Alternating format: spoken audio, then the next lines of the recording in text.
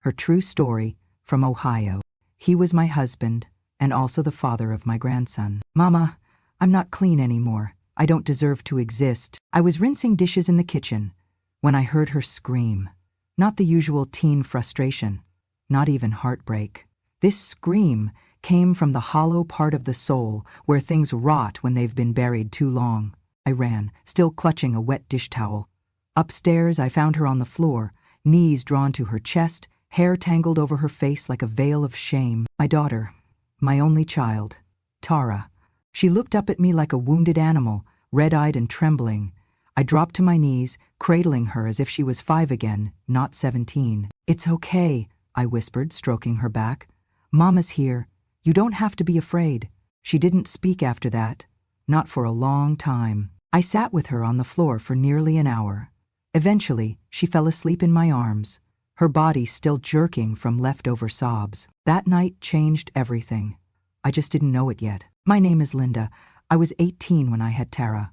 Her father disappeared before she was born, and I spent my life working the night shift at a hospital in Ohio to give her what I never had: security, education, dignity. When Tara was 17, I met Daniel. He was soft-spoken, a little older than me, a widower.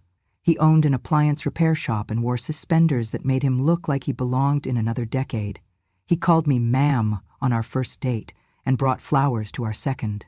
He always held the door, always smiled. "I have a daughter," I told him. "Even better," he said. "I always wanted a daughter." We married in a small church in Akron. Tara wore a blue dress and didn't smile once. I thought it was teenage angst, maybe resentment. She didn't even look at Daniel during the ceremony. If only I had listened to that silence. If only I'd seen what her eyes were screaming. A month after that night on the bedroom floor, Tara sat across from me at the kitchen table, pale and shaking. I knew before she spoke. "I'm pregnant," she said. The words dropped like a hammer. I couldn't breathe. "Who's the father?" I asked gently. She shook her head. "I can't. I just can't." "Tara, please. If you're scared, I'll help you, but I need to know." She bit her lip until it bled. "You'll hate me. You'll hate me forever." "I could never hate you." She never said his name, but the terror in her eyes spoke louder than words. I supported her anyway, took her to every appointment, sat with her during therapy. She wanted to keep the baby. "I know it's wrong," she whispered once, "but it's still mine, and I want to protect it, even if I hate myself." I nodded. Because what else could a mother do when her daughter is falling apart? Jonah was born one quiet autumn morning. I held him first. He was tiny, fragile, perfect.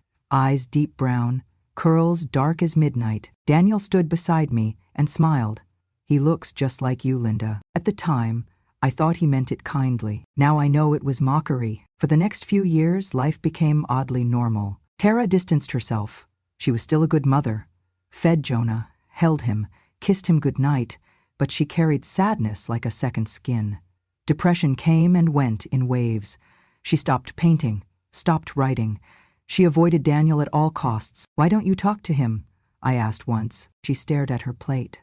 "He's not who you think he is." "What do you mean?" But she clammed up, every single time. Jonah grew. Daniel doted on him. Too much sometimes. Always eager to take him places. Hug him, kiss him, whisper things in his ear. I thought he was being a loving step-grandfather. Now the memory curdles my stomach. One evening when Jonah was 3, I caught Tara crying into her journal. I reached for it, and she slammed it shut. "Don't," she hissed. "Please, Mama, just don't."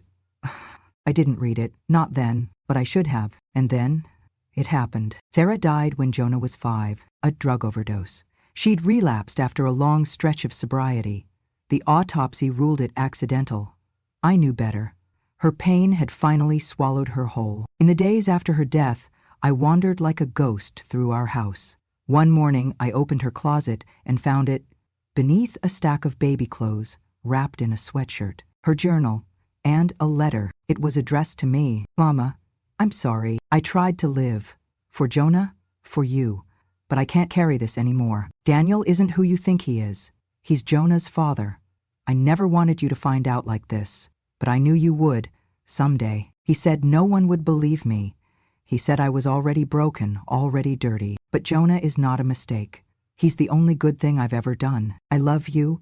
I'm so sorry. Tara, I dropped the letter, screamed so loud my voice shattered. My knees gave out on the hallway floor. I crawled to the bathroom and threw up until nothing was left. Then I sat there, staring at my reflection, and said aloud, I married a monster. That's when I knew this wasn't over, it was just beginning. After Tara's passing, I found myself thrust into a role I hadn't anticipated, raising Jonah as my own. He was only 5, a tender age where memories are just beginning to take root. I poured all my love into him, determined to shield him from the shadows of our family's past. Daniel, my husband, seemed to embrace Jonah with an affection that bordered on obsession. He was attentive, always eager to spend time with the boy, teaching him to ride a bike, reading bedtime stories, and attending every school event. At first, I was grateful for his involvement, believing it was his way of coping with Tara's death. However, as time went on, I noticed a certain intensity in Daniel's interactions with Jonah. He was overly protective, quick to discipline, and often dismissed my concerns about giving the child some independence. There were moments when Jonah would flinch at Daniel's raised voice or retreat into silence after their time together. I chalked it up to the challenges of parenting a grieving child. Jonah, for his part, was a quiet boy. He had Tara's eyes, deep and expressive, and a contemplative nature that made him seem older than his years. He rarely spoke about his mother, and when he did, it was with a mixture of longing and confusion. As Jonah grew, so did my unease. There were subtle signs, a reluctance to be alone with Daniel, nightmares that left him screaming in the night, and drawings that depicted dark, unsettling scenes. I began to question the dynamics in our home, but every time I broached the subject with Daniel, he deflected or became defensive. I sought counsel from friends and professionals, trying to piece together the puzzle. Was Jonah's behavior a manifestation of grief, or was there something more sinister at play? The more I delved, the more I realized how little I truly knew about the man I had married. One afternoon, while cleaning out the attic, I stumbled upon a box of Tara's belongings. Among her journals and sketches, I found a letter addressed to me.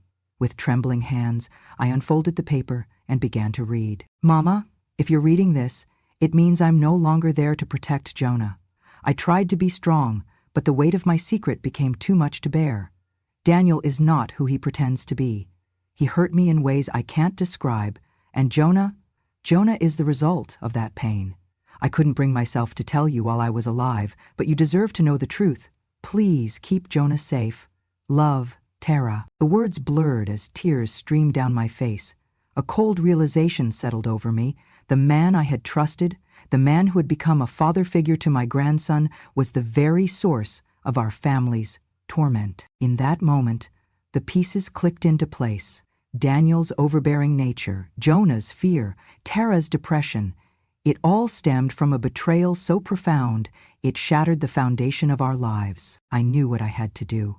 Armed with Tara's letter and a newfound resolve, I approached the authorities. The ensuing investigation unearthed evidence that corroborated Tara's claims. Daniel was arrested and charged with multiple offenses, his facade of respectability crumbling under the weight of his crimes. The trial was a harrowing experience, but I stood firm, testifying to the truth and honoring Tara's memory. Daniel was convicted and sentenced to prison, a small measure of justice for the pain he had inflicted. In the aftermath, Jonah and I began the slow process of healing.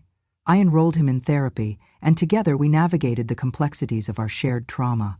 Over time, Jonah found solace in creative expression, channeling his emotions into art and writing. Years passed, and Jonah blossomed into a compassionate and insightful young man. He pursued a career in education, determined to make a positive impact on the lives of others.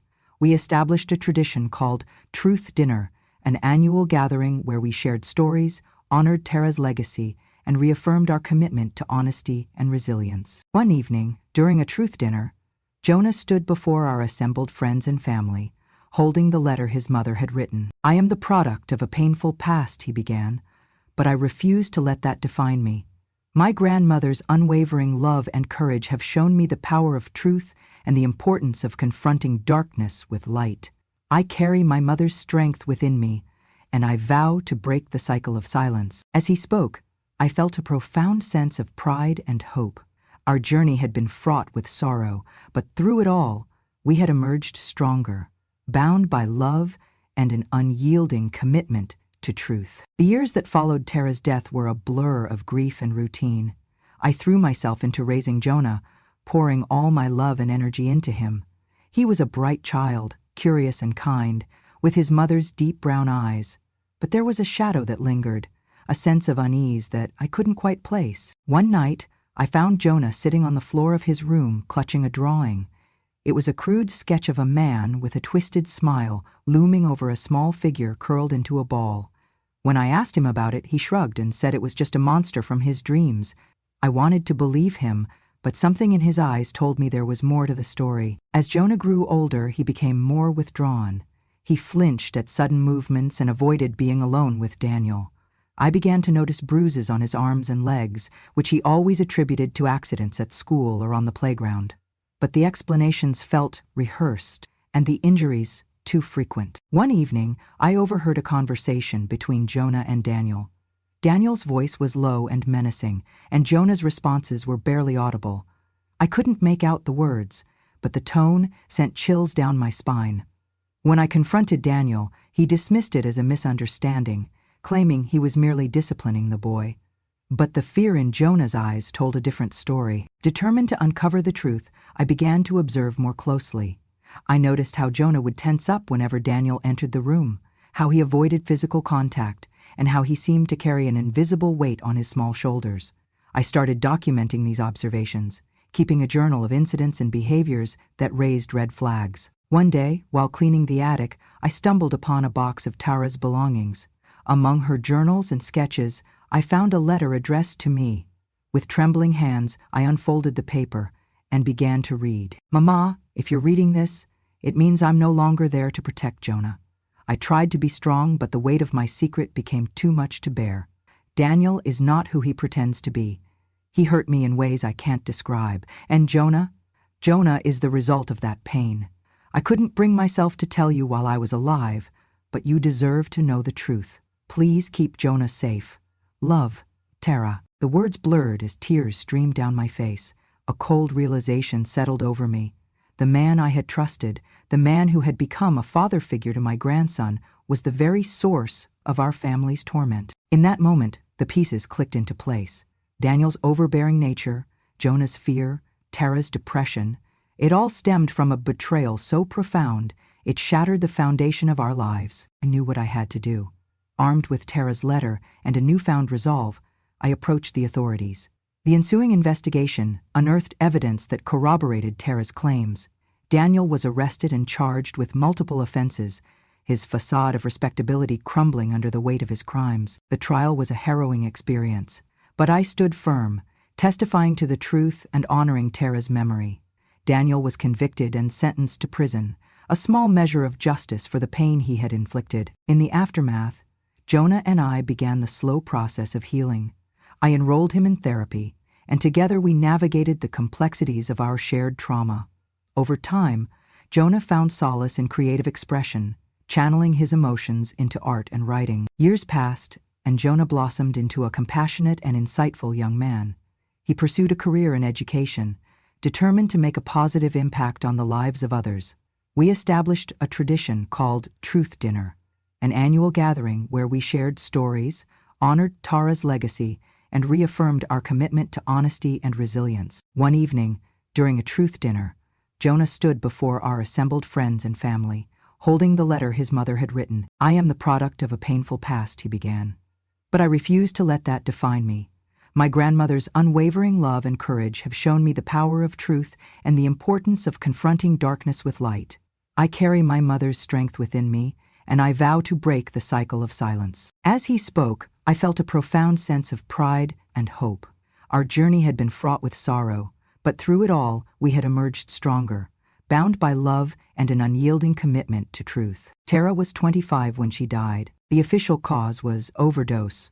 The paramedics said she likely didn't even feel it. Her body simply gave up after years of fighting demons it was never meant to carry. But I knew better. It wasn't the pills that killed my daughter. It was silence. It was shame. It was Daniel. I remember the way her room looked the morning after. Still, dusty, like even the air didn't want to move. There was a stale smell of perfume and baby powder, and her blanket was folded too neatly, as if she knew she wouldn't be coming back. Jonah was at school. I sent him off without telling him. I told him his mom wasn't feeling well and that we'd talk later. I walked into her room and stood still, hands at my sides, not ready to touch anything. There was something sacred about the mess she left behind. It felt like touching it would erase her for good. Then, on her dresser, tucked beneath a photo of her and Jonah, I saw an envelope. It had my name on it. My heart stopped. My name, in her handwriting. With shaking fingers, I picked it up. The paper was thick, heavy. Inside, just one page. Neat writing, no scratches, no hesitation. It read, "Mama, if you're reading this, I'm sorry. I know this will hurt you. I didn't want to leave you and Jonah, but I couldn't stay anymore. The weight of what I've carried, I just can't bear it. I tried to be a good mom. I really did. But every time I look at Jonah, I see, not him. I see what was done to me. And it's not his fault. He's perfect. He's beautiful. But I'm not. I'm broken. The man you married, Danielle, he is Jonah's father." I didn't know how to say it. I was just a child. I said nothing because I thought maybe you'd stop loving me. Or worse, blame me. Jonah is not a mistake, but the way he came into this world was, and I can't keep living with that truth buried inside. Please, Mama, take care of him. Raise him with the love you always gave me. Don't let him grow up thinking he's shame. He's not. He's your second chance to get it right. I love you. Always have. I just couldn't carry it anymore. Tara, the paper slipped from my hands and fluttered to the floor. I sank to my knees and pressed my palms to the carpet, trying to breathe. It felt like the air had been knocked out of my lungs. Daniel, Jonah, my daughter. The walls around me pulsed with the sound of my heartbeat. The world blurred into silence. He was my husband. He was the man who stood beside me when Jonah was born, the man who said, "He looks like you." Now I understood why. Not because of genetics, but because guilt knows how to smile. I sat on the floor of Tara's room until the sun went down. No tears came, just an aching hollowness. My mind ran in circles, trying to deny what was undeniable. I thought back to the signs I'd ignored. Tara never liked Daniel. She never called him Dad. She avoided him in the kitchen, the living room, anywhere they'd be alone. She had panic attacks. She couldn't breastfeed. She said she felt disconnected. And still, I told myself it was just postpartum, just hormones. I didn't see what was right in front of me. The worst part wasn't what Daniel did. It was that I had trusted him. I had brought him into our home. I had left my daughter alone with him, and now she was gone. I wanted to scream. I wanted to tear down the walls, burn the house, do something, anything to make the guilt stop.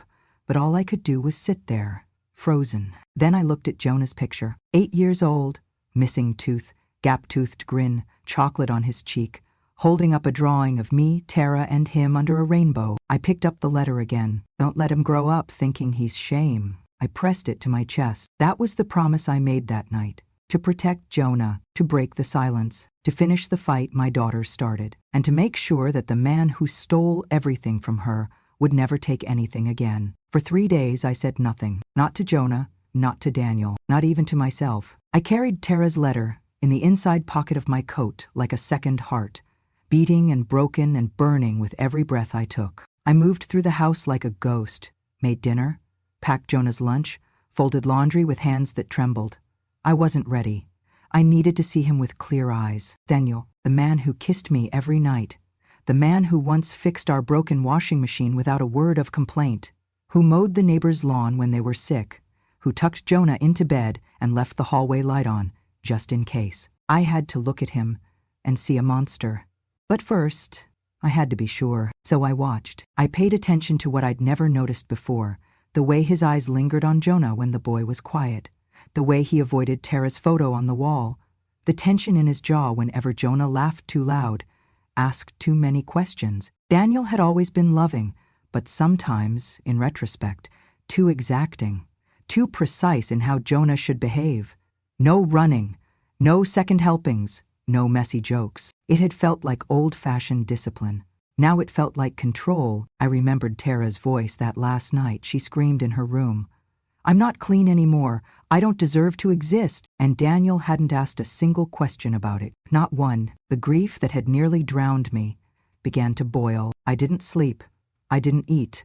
I waited. Then, on the 5th evening, as Jonah was out playing basketball with his friends, I made a pot of chamomile tea. Daniel sat at the kitchen table reading the newspaper, calm, steady, like the world hadn't just collapsed under my feet. I sat across from him, slid a cup toward him. "Thanks," he murmured, folding the page down. I watched him sip.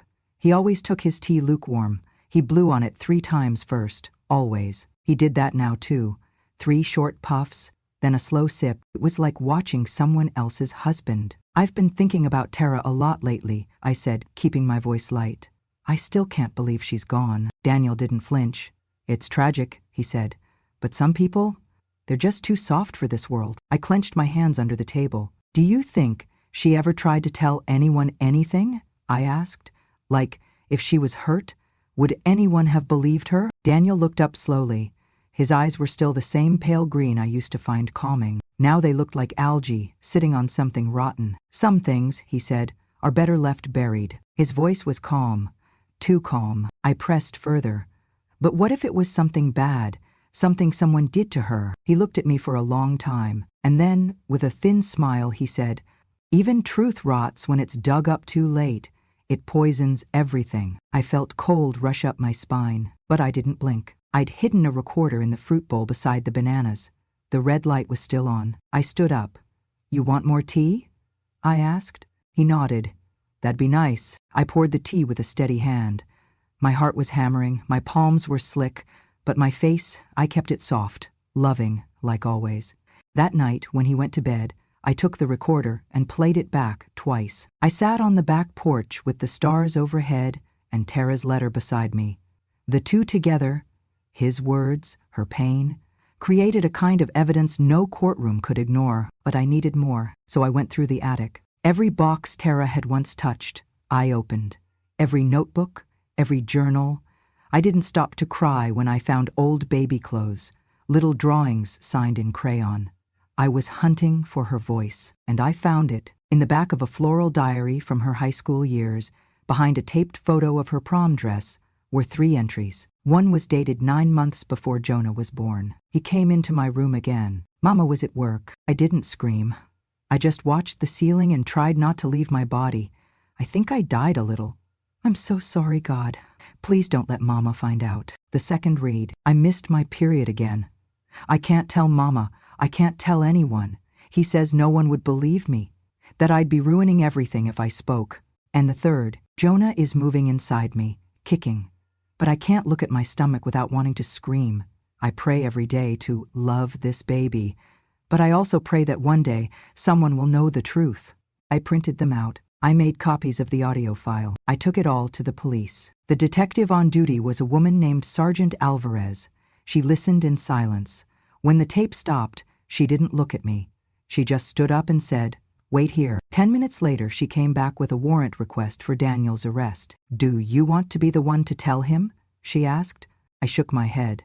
"I want him to hear it from someone he didn't marry." They came for him the next morning. Daniel didn't resist. He didn't shout. He looked at me, once, as they cuffed him in the driveway, and said, "I always knew you were too smart." I didn't reply, but my silence was the beginning of his sentence. The morning they took Daniel away, the neighbors watched from behind their curtains. Nobody said a word. Not then. But by nightfall, the whispers had started. He was such a good man, always polite, always helpful, eating for free. Why would she make up something like that? And I let them talk. I let them speculate and spin, because I had no interest in clearing my name in the court of public opinion. I was preparing for the real one. The detective assigned to the case was careful, deliberate. She interviewed Jonah, but gently. She never mentioned paternity, only asked what he remembered of growing up. "He was always strict," Jonah said. "Not abusive, just cold. Like, I annoyed him." "And your mother?" Jonah swallowed hard. "She cried a lot, even before I was born. I never knew why." The evidence mounted quietly. Tara's diary entries, her suicide note, the audio recording from the kitchen that night.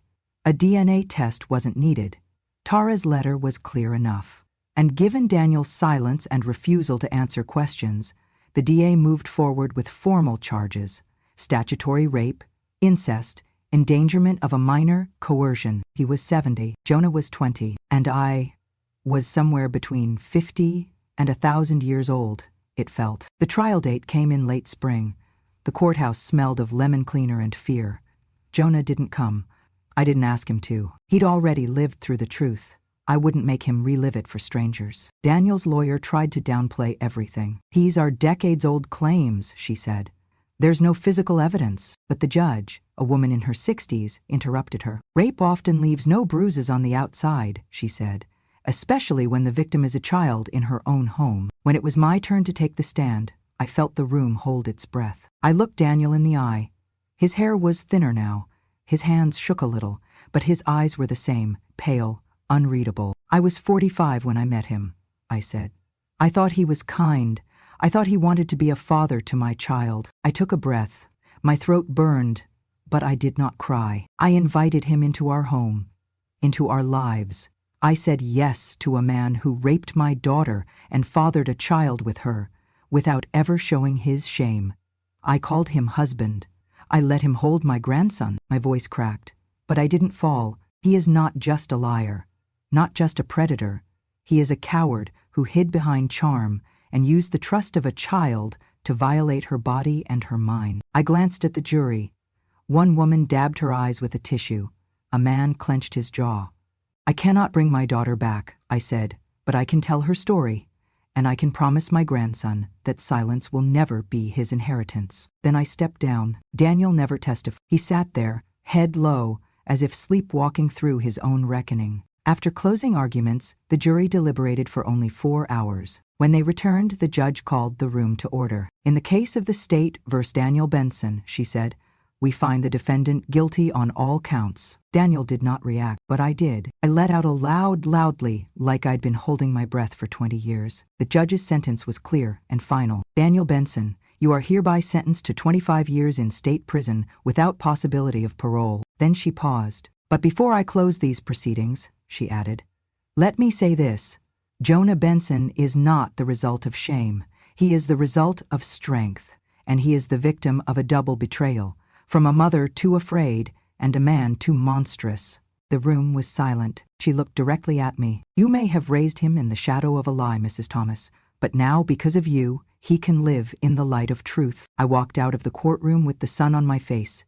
My hands were trembling, but they were also free. I had spent years cooking dinner for a man who'd destroyed my child, but now I had said her name, Tara. This time, everyone had heard it. Jonah was 20 when he asked about the letter. He had always been an observant boy, quiet, kind, thoughtful, in ways that made people underestimate how much he noticed. When he was 10, he found an injured dove in the backyard and spent 3 weeks nursing it back to health.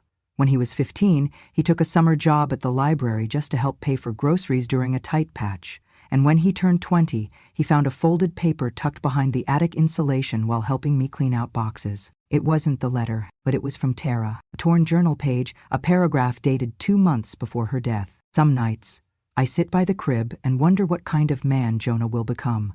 Will he smile like mine? Will he have the patience of a saint? I love him. I do. But sometimes I look at him and see him.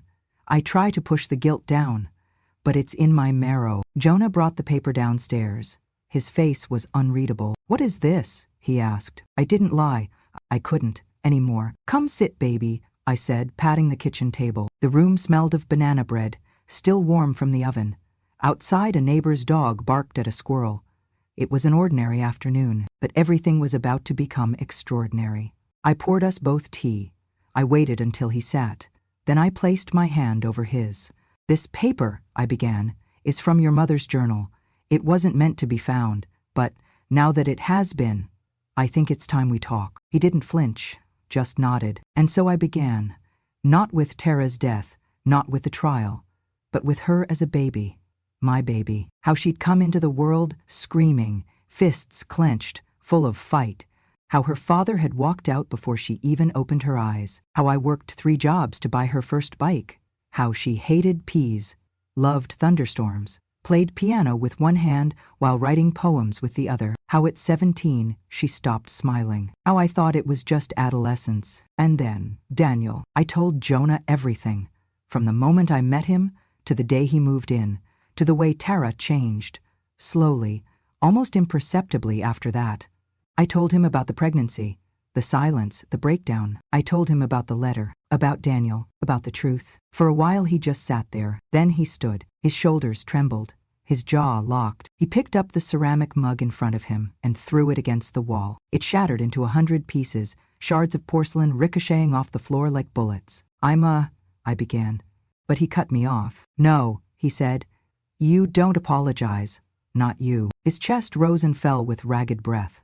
Then he collapsed into the chair and buried his face in his hands, and sobbed, deep, guttural sobs that came from a place words couldn't reach. I let him cry. I didn't touch him, didn't try to fix it. I just sat and waited, like the silence was a quilt we both needed to wrap around our wounds. After what felt like hours, he looked up, eyes red, voice raw. I'm not dirty, he whispered.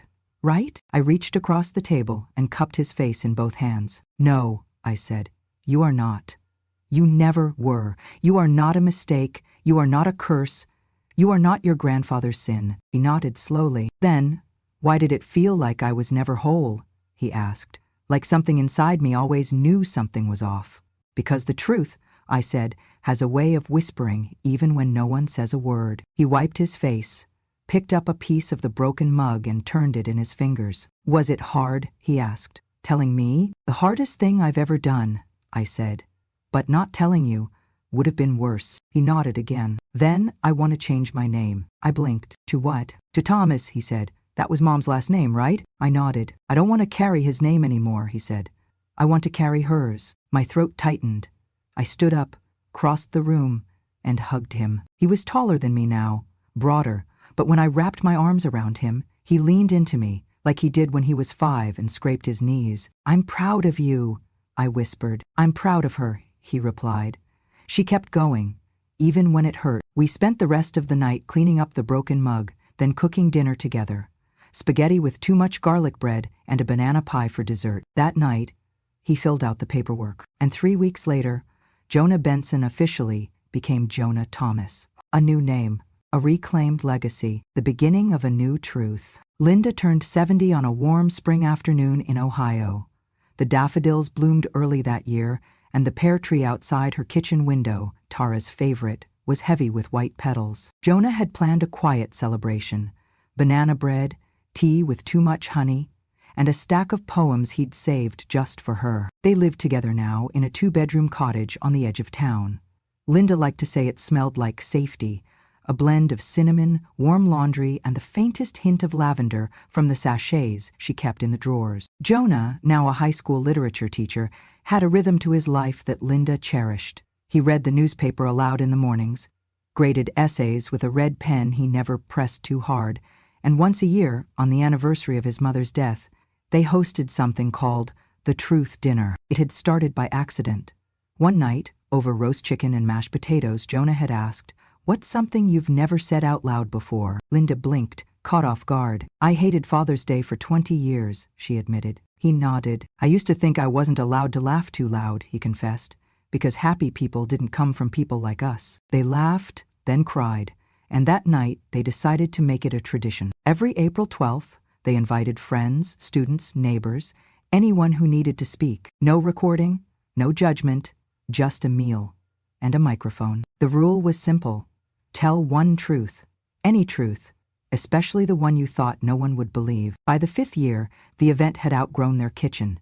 Jonah moved it to the school auditorium. He even got permission from the principal to turn it into a community outreach program. This year, Linda made 3 loaves of banana bread. The line for slices stretched down the hall. Jonah adjusted the microphone stand, glanced at his note cards, then cleared his throat. The room quieted. He looked out at the sea of students, teachers, and strangers. Then he began. "My name is Jonah Thomas," he said, "and for most of my life, I believed I was just lucky." He paused. "I had a strong grandmother, a warm home, and a second chance after a lot of pain I didn't remember." He took a breath. "But the truth is, I'm not just the result of love. I'm also the result of a betrayal.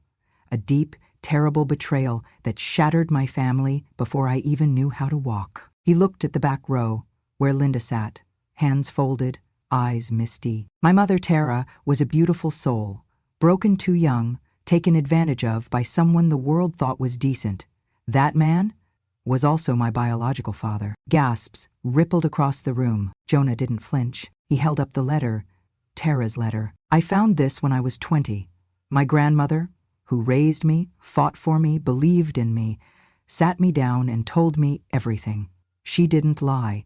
She didn't soften it. He unfolded the paper, and tonight, with her permission, I want to read it. Not to shame, but to honor. His voice trembled, but only once. Jonah, my sweet boy, if you're reading this, it means I couldn't carry the truth anymore. But I need you to know something. You are not a curse. You are not a mistake. You are mine. And I loved you from the moment I knew you were inside me. I didn't choose how you came to be, but I chose to love you anyway. The silence was heavy, but it didn't feel like judgment. It felt like reverence. Jonah folded the letter and looked up. I am the result of a mistake, he said. But my grandmother, she made me believe I was worthy anyway. She gave me a name, a future, and most of all, a truth I could live with. He stepped back from the mic. The applause was thunderous. Some students stood.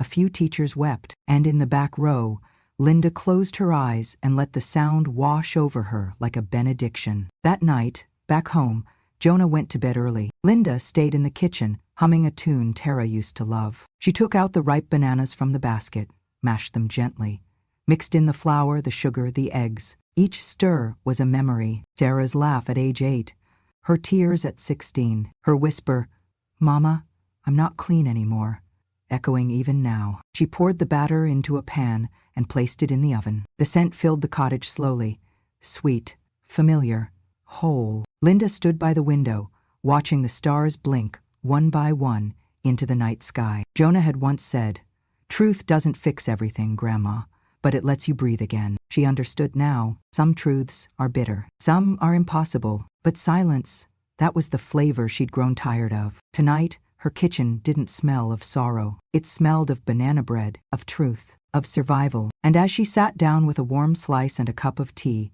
Linda whispered to the empty room, "The truth can be bitter, but living without it, that's what's truly unbearable. If you've ever swallowed tears over secrets no one believed you'd dare to speak, then I'm here to say, speak, and let me listen.